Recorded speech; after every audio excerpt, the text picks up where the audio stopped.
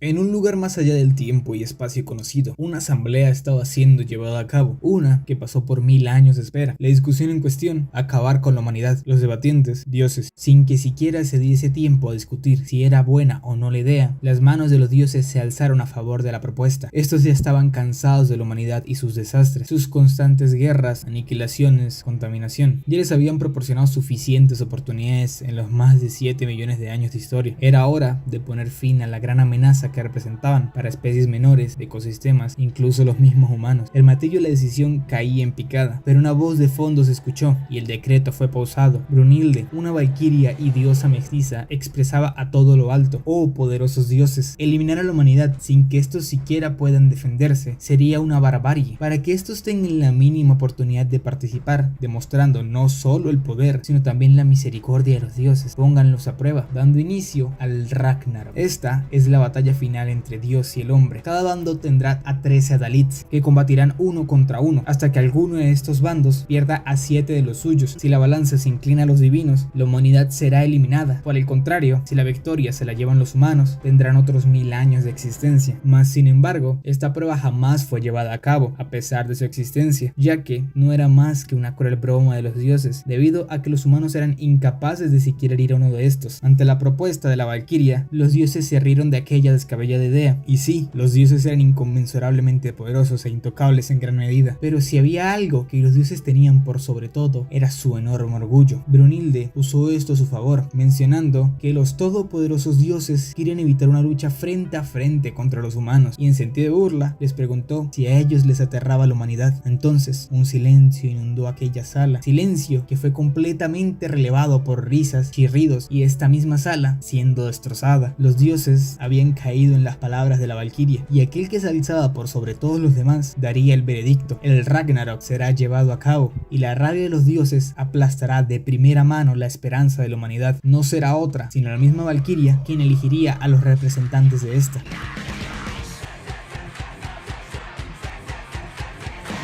Entonces llegaría el día del primer combate, donde las reglas serían simples. Aquel que muriese primero sería el perdedor, y a diferencia de la vida común, no habrá un cielo o infierno esperando el alma. Sería el fin para dicho ser. Por parte de los dioses, el primer combatiente sería aquel que se alza como la ira misma, el dios nórdico más fuerte y portador del poderosísimo martillo Mjolnir, el berserker del trueno, Thor. Pero la humanidad no se dejaría amedrentar. Un enorme caballo se abriría paso en la arena, quien se alza en fuerza por sobre toda la humanidad, y el héroe más poderoso de toda la mitología china, Lu Bu Hou. Entonces, a manos de Heimdall sonaría el Galarhorn, trompeta que daba por iniciado el mismísimo Ragnarok. Contrario a lo esperado, ambos combatientes se aproximaban al otro con la guardia baja, ya que ninguno de ellos ve a su contrincante como un oponente real, porque hasta ahora no hubo rival que no cayese de un solo golpe ante ellos. Tras el primer choque de armas, ambos se percatan de que el enemigo que tienen enfrente es el primero hasta la fecha al que no pueden vencer de un solo golpe. Al ganarle un ápice de respeto a su oponente, Thor decidió usar una técnica que solo se vio cuando los gigantes de Jotunheim atacaron por sorpresa a Asgard, ataques que hasta ahora solo eran ejecutados por un gigante a la vez. A diferencia de ocasiones anteriores, rompiendo con toda lógica, atacaron con un ejército que superaba al de los dioses, pero antes de que siquiera se diesen cuenta, los gigantes fueron eliminados uno a uno, como si no fuesen nada, por un Thor que se mantuvo aburrido incluso tras acabar con el último de ellos. El uso de esta técnica era una condena a muerte instantánea, y eso exactamente creyeron todos los presentes. El primer combate había acabado con este único movimiento, pero este sería el primer gran paso de la humanidad. El ataque no solo sería repelido, sino que por primera vez en millones de años, un humano había sido capaz de herir a un dios, herida que aunque no fuese mortal, sembraría la duda entre estos. Irónicamente, lo que ambos combatientes pensaban en ese momento es que si fuesen de la misma especie, hubiesen podido ser buenos amigos, y es que ambos eran mucho más similares de lo que imaginaban, ya que desde su juventud, Lu Bu fue buscando oponentes que pudiesen ser más fuertes que él, haciéndose un nombre a lo largo de toda China, en su camino por encontrar aquel rival que pudiese superarlo. Con sus seguidores aumentando y su viaje llegando a su fin, Lu Bu se percató que no había nadie bajo el enorme cielo que pudiese igualarlo. Se dice que cuando llegó el momento de su ejecución, Lu Bu rogó por su vida, pero esto estaba completamente alejado de la realidad. La única razón por la que este hombre fue capturado fue por su aburrimiento, al saber que no podría encontrar un rival digno. Por esta resolución, el mayor de los dioses se preguntaba cómo es que un arma humana era siquiera capaz de herir a un dios, algo completamente imposible. Y es que lo único que puede rivalizar contra un dios es otro dios. Aquí es donde entrarían en juego las tres hermanas valquirias, concretamente Randgris, y es que para derrotar las armas de Thor, se necesitaba un arma de igual calibre. El mismísimo cuerpo de las valquirias sería el que tomaría esta tarea, al unirse con su portador en un Volundr, convirtiéndose así en el arma más conveniente para su compañero humano. Y es que desde un inicio, el plan era romper los guantes de Thor, aquellos que le permitían al dios blandir el Mjolnir, sin ser herido en el proceso por el inmenso calor que este producía. Las gradas resonaban a favor de Lubu, quien estaba abriéndose un camino para la humanidad. Y es que todos los humanos, de todas las eras, anhelaban que llegase ese milagro de poder vencer a los dioses. Pero entonces,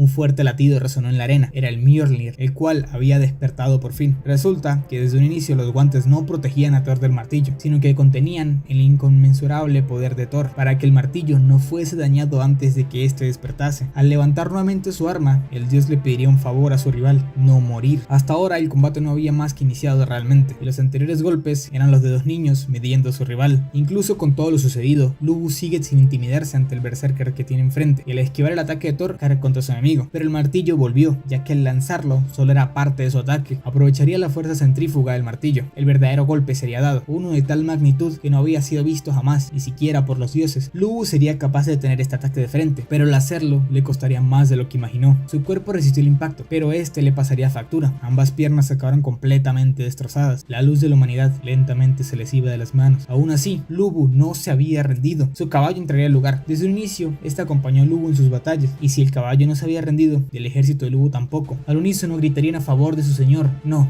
solo su ejército, la humanidad entera gritaría su nombre. Y aunque este no puede usar sus piernas en plena forma, con su fuerza de voluntad se pondría en pie para subir a su caballo, aquel que era una extensión de sí mismo, ya que Lubu es la humanidad. Aunque lo tenga todo en contra, no tiene más opción que levantarse y seguir peleando. Es más, para él, este combate era la esperanza misma, ya que recordaba perfectamente desde muy pequeño la impresión que le dejó un rayo al partir un árbol. Desde el cielo donde venía aquel rayo, desde ahí era donde venía el reto de su enemigo final, quien le daría el combate de su vida. Antes de cargar, le preguntó a su amigo si le entregaría su vida, y el combate se reanudaría nuevamente. Y es que este hombre aún tenía mucho por demostrar, ya que antes de morir, esperando el día en que se encontrase con su tan ansiado rival, pulió aquella técnica durante años, técnica donde la alabarda de Lubu abrió a la mitad del cielo. Mas sin embargo, no había arma en la tierra capaz de resistir esta fuerza, y mucho menos un rival digno de recibirla. Tanto Lubu como Thor sabían que ese momento, que ese ataque, sería el ataque más grande que hayan dado en su vida, y de igual manera también sería el último que uno de los dos estaba destinado a dar. Entonces el final del combate había llegado, y en la arena se revela que en esta ocasión el dios era quien se llevaba la victoria. El arma había sido completamente vencida y los brazos de Lubu habían sido destrozados, pero ni siquiera esto cambiaría al héroe más fuerte de China, quien por fin lo había dado todo, e incluso en el final de su desdichada vida miró al cielo sintiéndose satisfecho, y dio ahí su última cabalgata, aquella en la que recibiría el golpe que acabaría con su vida, golpe que recibió con la felicidad de un niño, llegando de esta forma el final del poderoso Lubu Hausen y alzándose victorioso el berserker del trueno, dándole la primera victoria a los dioses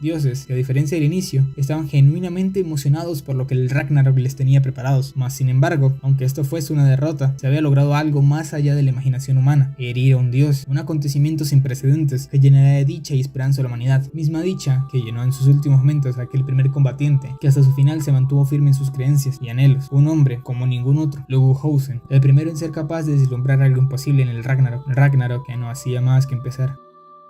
Tras la derrota de Lubu a manos de Thor, la humanidad lloraba a aquel héroe que sonrió incluso en su final. Más que llorar, brindaban por su honor y valentía. Ni siquiera la burla de los dioses por la muerte de Lubu era capaz de suplantar el dolor que los humanos sentían. De hecho, en la arena, Thor estaba disgustado, ya que sabía que aquel rival fue más que digno y jamás podrá volverlo a enfrentar. Sin embargo, todos aquellos que siguieron a su señor durante su larga vida marcharon en contra del dios, no en busca de venganza ni de redención. Ellos sabían que marchaban hacia su muerte, pero vivir en un mundo sin Lubu era impensable, y a diferencia de los demás dioses que se burlaron de la humanidad, aquel que venció a Lubu atacó nuevamente con todo lo que tenía, no por desprecio, sino en honor del amigo que dio su vida y le brindó un combate que jamás olvidará. E incluso mientras las almas se fragmentaban hacia la nada misma, este se mantuvo en la arena, mostrando el mayor respeto posible por aquellos que habían acabado con su existencia misma, defendiendo sus ideales y sueños, demostrando que muchas veces los más fuertes son los que sienten un mayor respeto por aquellos a los que enfrentan. Por otro lado, Brunhilda no podía pensar pensar en el dolor que representaba haber perdido a su hermana, ya que aún tenía que enfrentarse a la segunda ronda, y aquel que pelearía en esta ocasión, en palabras de la Valquiria, era quien tenía el mayor odio hacia los dioses y a la vez el corazón más grande. Cargando con la esperanza de la humanidad, el combatiente que representaría la misma era ni más ni menos que el primero de todos los humanos, aquel que nació para estar por sobre los peces, aves o los que caminasen sobre la tierra. El día de hoy se paraba en la arena para rebelarse en contra de sus creadores, hombre entre los hombres, padre de todos, Adán. Al inicio, Heimdall mencionaría que el que combatiría en su contra era Shiva. Inesperadamente, quien entró en la arena interpretando en su violín una melodía que incluso hacía llorar a los más grandes músicos de la historia fue Hermes. Al verlo, Brunilda sabía que algo estaba mal, ya que el partícipe de la segunda ronda no era ni más ni menos que el que se alza por sobre todos los dioses, aquel que se llevó la victoria en la gigantomaquia. Y si Adán es el padre de toda la humanidad, entonces quien se para enfrente de este era el padre de todos los dioses, ni más ni menos que Zeus, quien al inicio no es tomado en serio por la humanidad, al parecer un anciano senil, cosa que cambió rápidamente cuando todo su cuerpo mostró una musculatura exuberante, junto a un espectáculo de luces y sonido que solo reafirmaban la seguridad que este dios exhibía. Y es que Zeus no solo estaba fanfarroneando, ya que antes de entrar en la arena haciendo muestra de su fuerza, obligó a Shiva a ceder su turno. En la mente de este olímpico ya se había hecho con la victoria del Ragnarok y sentía que al ser el último participante se darían los 7 combates y él no tendría su momento. Sin intimidarse ni un segundo por su rival, Adán ya estaba preparado y con su Valquiria daría inicio al Volund, el cual en esta ocasión era un puño americano. Habiendo acabado los preparativos de ambos bandos, la segunda ronda del Ragnarok daría inicio. El primero en moverse fue Zeus, quien era capaz de dar un golpe casi a la velocidad de la luz, golpe que Adán esquivó como si fuese nada, pero este golpe solo era una muestra. Zeus comenzaría a dar puño tras puño, cada uno más rápido que el anterior, pero Adán ni se inmuta, incluso evita completamente una patada característica del olímpico. En son de burla, Zeus le dice a su rival que solo esquivando no va a ser capaz de ganar el combate, demostrando que esto no era un juego. Adán copia los movimientos de Zeus, pero la gran diferencia es que los ataques del padre de la humanidad impactan de lleno en su rival, y es que Adán fue el comienzo de la humanidad. Dios creó al hombre a imagen y semejanza, en otras palabras, una copia de los mismísimos dioses, un reflejo de estos, de ahí su habilidad para copiar aquello que ve con los ojos del Señor. Zeus nuevamente se mueve haciendo gala de su propia agilidad, pero la historia se repite, no es siquiera capaz de rozar a Adán. Este último lo devuelve, mandando volar a Zeus por los aires con su propio ataque, incluso tomándose la osadía de burlarse del olímpico, al afirmar que aunque no le gusta lastimar a los ancianos, esta era una pelea. Esta frase enfureció completamente a Zeus, quien decidió que Adán era digno de recibir el ataque que una vez Cronos había empleado en su contra durante la gigantomaquia, un puño que supera incluso al tiempo. Todos alrededor de Zeus se habían congelado, y cuando se abalanzó en contra de Adán, preparado para acabar de un solo golpe, quien acaba recibiendo el daño no es otro más que el mismo Zeus. Adán lo había vuelto a hacer, superando incluso al tiempo, volvió a usar la propia fuerza de Zeus en su contra. Para los espectadores, de un segundo a otro, lo único que estaba ante ellos era un Zeus tirado en el suelo, con su cabeza mirando hacia atrás. Con Zeus en el suelo, las gradas se preguntaban de dónde Adán era capaz de sacar esa fuerza. Brunilda explica que todo proviene de su odio hacia los dioses. En un inicio este vivía cómodamente en el Edén, pero Eva, su esposa, había sido llevada a juicio por comer del fruto prohibido del árbol. Pero la realidad es que todo esto fue una trampa. La serpiente quiso abusar de Eva, y al esta resistirse, en venganza, la serpiente mordió aquella manzana y le atribuyó la culpa a Eva. Pero el tribunal y el juicio en sí estaba repleto de dioses. Independientemente de cómo se defendiese Eva, nadie escucharía su palabra, aunque fuese inocente. La primera mujer fue sentenciada al exilio, y cuando el veredicto fue dado, las puertas del jurado se abrieron lentamente, y un gigante caía al suelo derribado. A su espalda, Adán entró al juzgado, cargando en cada mano una cesta, y a su vez estas estaban llenas de manzanas. Sin decir palabra, y en vista de todos, Adán mordió una de las manzanas y la escupió. Mientras se acercaba a Eva, con cada paso que daba repetía lo mismo, dando un mordisco y escupiendo con cada una de las manzanas, hasta que ya no quedó ni una. Adán ignoró a todos y cada uno de los allí presentes, excepto por Eva, a quien amablemente le extendió su mano y le aseguró que si ella se iba, entonces él la seguiría. La serpiente se abalanzó sobre la pareja, pero Adán ya sabía lo que había pasado y rebanó las piernas y brazos de la misma. Nuevamente le extendió la mano a su amor, diciéndole que irían a crear su propio paraíso juntos. Todos en la arena clamaban a favor de Adán, y cuando Heimdall estaba a punto de anunciar su victoria, la boca de este es cerrada por Zeus, quien se puso en pie y como si fuese nada, se acomodó la cabeza. Y aunque este no está acabado, ya está en lo último de su energía. Pero Zeus se levantó con una duda. Este no vislumbraba odio en la mirada de Adán, y siendo que no era odio o venganza lo que lo impulsaba, le preguntó a su contrincante por qué razón lucha en contra de los dioses. Adán no comprendía por qué siempre le hacían la misma pregunta. Odio, venganza, no necesita nada de eso. Para él no hay ningún hombre que requiera una razón para defender a sus hijos. Con esas palabras, la raza humana entera, no, los hijos de Adán se unían, y sin que nadie se los hubiese pedido, todos y cada uno de ellos rezaban por la victoria de su padre. Ahora Zeus se tomaba en serio el combate y a su contrincante, revelando su carta de triunfo. Este comenzó a comprimir su cuerpo. De hecho, muy pocos dioses conocían la verdad. Desde hace miles de años Zeus no peleaba en serio, y aunque comprimir su cuerpo lo llenase de agonía y sufrimiento, esto solo era el proceso para llegar a su forma final, una forma que incluso fue capaz de hacer entrar a Adán en guardia por primera vez, una que incluso aterraba a toda la multitud, la forma final de Zeus, Adamas. Cada uno de los músculos de Zeus comprimían y retenían una enorme fuerza, una que era capaz de liberar con una potencia abrumadora en cada uno de sus golpes. Adán fue capaz de volver cada uno de estos, y aunque parecía que se llevaría la victoria fácilmente, seguía siendo humano y su habilidad le estaba pasando factura. Cada uno de los golpes que lanzaba Zeus era mortal e ineludible, pero Adán los estaba copiando y esquivando. La presión que ejercía esto sobre su cuerpo era incomparable. Este combate ahora era uno de resistencia. No solo Adán estaba en las últimas, sino que Zeus también. La energía que necesitaba para mantener su forma Adamas no era precisamente poca. En este punto, los dos eran copas a punto de desbordarse. Aquel que no sea capaz de resistir será el verdadero perdedor. A pesar de la enorme cantidad de energía que representaba devolver cada golpe, Adán no retrocedió y se mantuvo firme ante el olímpico. Ninguno cedía siquiera un poco. Este intercambio de golpes era celestial en sí. Ni hombres ni dioses eran capaces de decir palabra ante este combate. Mas sin embargo, muchas veces una pequeña acción desencadenó una grave repercusión. Uno de los golpes de Adán hicieron que la sangre de Zeus le salpicase. Esta pequeñez dio paso a que los ojos, que hasta ahora estaban apenas aguantando la presión, cedieran y lo dejaran completamente ciego y a merced de Zeus. Adán en este punto no podía hacer más que aguantar los golpes que le propiciaba el olímpico. Al ver el sufrimiento que su padre estaba soportando, los humanos le pedían que se rindiera. Ya no eran capaces de ver cómo era masacrado aquel que desde un inicio quiso defenderlos de todo corazón. Aún así, en lo que ahora era total oscuridad para él, Adán solo podía escuchar el llanto de un bebé. Incluso con el dolor y la situación en la que se encontraba, este no podía más que pensar en acabar con aquel que estaba haciendo llorar a su hijo, y el que parecía ser el golpe que acabó con el padre de la humanidad estaba preparado. Adán lo había recibido para encontrar nuevamente a su rival, y aún estando completamente ciego, su determinación por ganar el encuentro era inconmensurable, dejando todo lo que le quedaba en ese intercambio de puños que se extendió hasta que el golpe final de ambos fue dado, y de manera repentina el padre de los dioses había colapsado, perdiendo su forma Adamas y cayendo de rodillas ante el humano. La humanidad entera victoriaba por la victoria de su padre, y entonces se daría el veredicto. Zeus era el ganador del combate. Adán había muerto en medio del intercambio, e incluso muerto, su determinación lo mantuvo en pie hasta el final, lanzando golpe tras golpe, y no pararía hasta que no derrotase a su contrincante. Incluso el orgulloso Zeus admitía que aunque se llevó la victoria, él fue quien acabó en el suelo, llegando de esta manera a su final, el padre de la humanidad, el primero de los hombres, el más orgulloso y seguro ser humano que se conociese jamás, y a su vez, el más amoroso y justo. Incluso al perder su visión se mantuvo de pie, pensando en defender a ese pequeño que lloraba por su padre, ya que él se paró en la arena con un solo objetivo en mente: defender a sus hijos, tarea que cumpliría aunque muriese en el proceso. E incluso su muerte dejó un legado que se aferraría en los corazones de la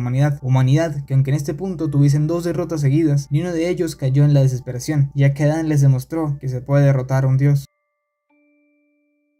Tras la derrota de Adán a manos de Zeus, no solo los humanos recordaban a su padre con honor, las valquirias lloraban a su hermana, ya que, aunque el arma no recibió daño alguno, sus almas están conectadas, y la derrota del humano es también la muerte de la valquiria. Por si las malas noticias hasta ahora no fuesen suficientes, los dioses ya habían decidido quién sería el siguiente combatiente de su bando, el tirano de los mares, Poseidón. Pero ante la duda de qué hacer con tan poderoso dios, él aparece en la sala, Kojiro Sasaki. A las hermanas se les hace raro, él se nota en una edad avanzada. Cuando un alma es convocada al Ragnarok, vuelve en el mejor estado de su vida, mas sin embargo 400 años pasaron desde que murió, y él jamás dejó de entrenar y practicar sus técnicas. Este es el mejor momento de Kojiro Sasaki. Su compañera en esta ocasión será Hrist, la única que posee dos poderes y personalidades entre las valquirias. De vuelta al escenario, este se rodea de agua, y digno de su nombre, el tirano de los mares entra abriendo la mitad del mar. Incluso los dioses están asustados, y no es para menos. Él mira a todo el que lo rodea con desprecio. Todos son insectos a su visión.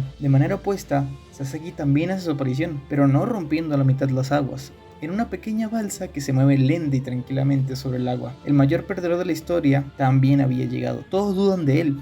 Incluso el hijo de Musashi Miyamoto, aquel que derrotó a Sasaki en vida, insiste en que no es digno, pero con un solo movimiento de su espada calma el agua a su alrededor, y aunque no todos se percataron, los maestros presentes sí se dieron cuenta que el hombre al que conocieron en vida llegó a un lugar que ellos solo soñaban con tocar. El combate da por iniciado, pero extrañamente ambos contrincantes se mantienen en la arena sin realizar movimiento. Vemos a un Poseidón completamente desinteresado en su rival. Aparentemente, Sasaki realiza el primer movimiento y como si nada es atravesado por el tridente de su oponente. Pero todo esto solo sucedió en la mente del espadachín, quien ya había muerto 18 veces contra el dios. Cada movimiento que pensó, cada ataque que realizó, todos eran completamente aplastados como si no fuesen nada. Después de todo, el dios de los mares era de temer. Por Brunilda nos enteramos que originalmente habían 13 dioses en el Olimpo. El hermano mayor de Zeus y Poseidón, Adamas, debido al nombramiento de este primero como padre de los dioses, Adamas organizó una rebelión, y cuando se reunió con Poseidón para llevarlo a su bando, el rey de los mares lo llamó patético. A sus ojos, él ni siquiera era un dios. Cada dios es perfecto a su manera.